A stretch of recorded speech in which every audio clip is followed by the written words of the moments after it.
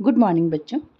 पिछले वीडियो में हम लोगों ने 5वीं कक्षा की हिंदी पाठ्य पुस्तक भाषांजलि का पाठ 13 जिसका शीर्षक है इतवा, इसका एक खंड पढ़ा था। आगे का भाग हम लोग आज पढ़ेंगे। इतवा मछली की तलाश में नदी किनारे बैठा था, लेकिन जब हाथियों ने उसे दौड़ाना शुरू किया तो इतवा थक कर चूर हो गया और नदी के किनारे जाकर पानी पिया और सुस्ताने के लिए एक ऊंची चट्टान पर बैठ गया। कुछ देर में हाथी काफ़ी दूर चले गए, लेकिन इतवा भागते भागते अपने घर से काफ़ी दूर निकल आया था। दिन काफ़ी बीत चुका था, शाम होने को थी। घर लौटते हुए रास्ते में ही अंधेरा हो जाता। यह सोचकर कि जंगल में कई हाथी मिलेंगे और कई जंगली जानवर भी मिलेंगे, इसलिए इतवा ने अंधेरे में जंगल को पार करना सही नहीं समझा। वो जान गया कि जंगल में अभी जाना बहुत खतरनाक है। उसने निकट की किसी बस्ती में रात बिताने की सोची, लेकिन कहाँ रात बिताई जाए। बस्ती की तलाश में इतवा आगे बढ़ा। कुछ दूर जाने पर एक पहाड़ी नदी मिली। नदी को पहचानकर इतवा समझ गया कि वह गर्म पहाड़ के पास पहुंच गया है। गर्म पहाड़ की घाटी में वन विभाग का विश्रामागार था। रात बिताने के लिए वह वहीं चला गया। वहाँ के चौकीदार को वह जानता था। वह उसके पड़ोस के गांव का ही था। उसे देखकर चौकीदार भी बहुत खुश हुआ। चौकीदार ने भात पकाया था। इतवा के पास कुछ मछलियाँ थी। मछलियों को भूना गया। खाने के बाद वह वहीं सो गया। लेकिन दूसरे दिन तड़के ही इतवा उठ गया। तड़के मतलब बहुत जल्दी, सुबह में। इतवा बहुत बुद्धिमान तो था ही, वह सुबह बहुत जल्दी उठता था, इसलिए वह बहुत तेज भी था। बच्चों, सबको सुबह बहुत जल्दी उठना चाहिए, जिससे दिन भर तरोताज़ा रहते हैं और बहुत फुर्ती आती है काम करने में। इसलिए इतवा हमेशा खुश और मस्त रहता था और शक्ति से भरपूर रहता था। इतवा जब तड़के उठा और बाहर निकला तो उसकी नज़र मोर मोरनियों के झुंड पर पड़ी।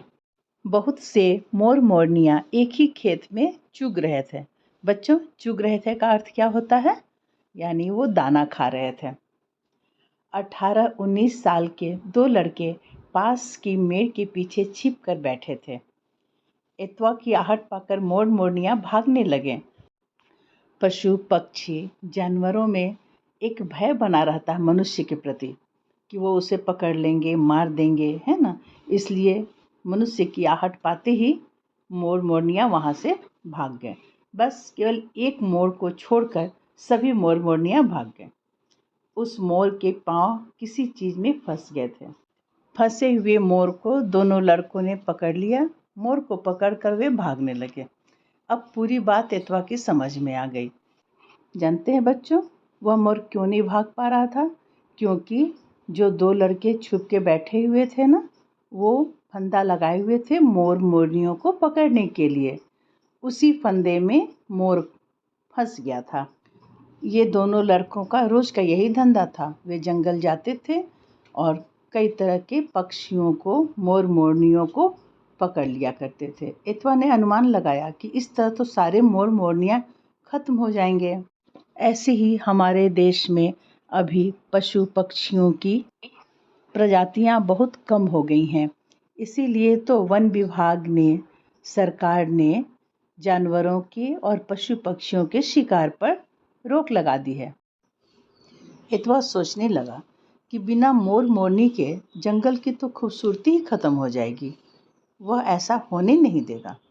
जाल को इतवा ने गले में लपेटा, मछली की टोकरी पीठ पर लटकाई और वह उन लड़कों का पीछा करने लगा।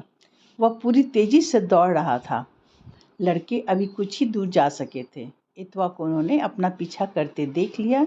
वे और तेज भागने लगे। उन तीनों के दौड़ने से शांत जंगल में शोर सा मच गया। शोर सुनकर बाकी जानवर भी चौकन्ने हो गए। हिरन चौकन्ने हो गए। वे इधर उधर भागने लगे। चिड़िया जोरों से चहचहाने लगी। बंदर किलकारियां मारकर डालों पर भागने लगे। पूरे जंगल में खतरे की घंटी बज गई। बच्चों, मनुष्य से ज़्यादा तो पशु पक्षी सावधान रहते हैं। कुछ दूर जाकर एतवा ने उन लड़कों को धर दबोचा। उसने पूछा, तुम इसे पकड़कर क्यों ले जा रहे हो? हम जंगल में कुछ भी करें, बोलने वाले तुम कौन होते हो? एक लड़के ने थोड़ा ऐंठते हुए जवाब दिया। दूसरा लड़का भी आंखें तरेरने लगा। बहस करते करते वे लड़ने लगे। वे एतवा से बड़े थे और दो थे। बेचारा एतवा अकेला कितनी देर लड़ता, थक कर चूर हो गया। दोनों लड़के एतवा को पकड़कर अपने गांव ले गए। उन्होंने गांव वालों से कह दिया कि एतवा ने उन दोनों को मारने की कोशिश की थी। गांव वाले एतवा को मारने पर उतारू हो गए। लेकिन संयोग की बात, गांव का मुखिया बाहर गया हुआ था। उसके बिना कोई फैसला नहीं हो सकता था। मुखिया के आने तक उसे एक पेड़ के नीचे बैठा कर रखा गया। शाम को जब मुखिया लौटा तो गांव वालों ने उससे एतवा की शिकायत की। मुखिया ने एतवा से पूछा, मेरे गांव के लड़कों से तुमने लड़ाई क्यों की? कैसी लड़ाई? एतवा ने कड़क कर जवाब दिया। ये दो थे, मैं अकेला। अकेले लड़कर तो देखते। मैं उम्र में इनसे छोटा जरूर हूँ, मगर बहादुरी में कम नहीं हूँ। एतवा की बातें सुनकर मुखिया मुस्कुराने लगा। उसने पूछा, लेकिन यह तो बताओ, तुमने लड़ाई की क्यों? ये दोनों लड़के मेरे गांव के हैं, इनकी हिफाजत करना मेरा धर्म है। क्या जानते हैं इस पर एतवा ने मुखिया से क्या कहा?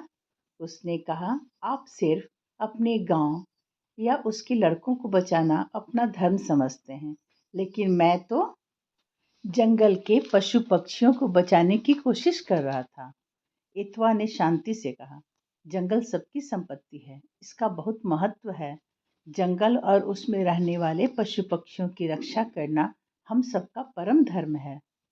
बिल्कुल ठीक बात है, मुखिया ने कहा। मैं तुम्हारी बात से सहमत हूँ। पहले ही बहुत सारे जंगल काटे जा चुके हैं। उसमें रहने वाले पशु पक्षियों को नुकसान पहुंचाया जा चुका है। इसलिए अब इनकी हिफाजत करना बहुत जरूरी हो गया है। मुखिया भी आश्चर्यचकित था कि इतना छोटा बच्चा, लेकिन अपने से ज्यादा वो जंगल के विषय में सोच रहा है। उसने जंगल की रक्षा के लिए, मोर मोरनियों की रक्षा के लिए अपनी जान की बाजी लगा दी थी। अपने से बड़े और दो लड़कों के साथ वह अकेले ही भिड़ गया। किस लिए? मोर मोरनियों की रक्षा के लिए।